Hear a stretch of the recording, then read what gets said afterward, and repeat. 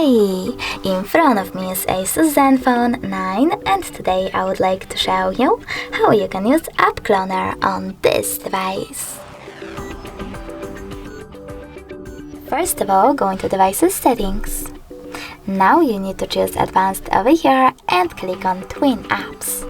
After that, just click on the switcher next to an app that you wish to clone, in my case Facebook. Now wait a bit, and as you can see after a couple of seconds,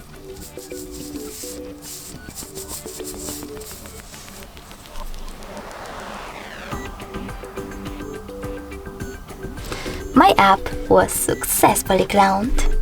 Thanks so much for watching. If you enjoyed this video, don't forget to leave a like, comment and subscribe. Bye!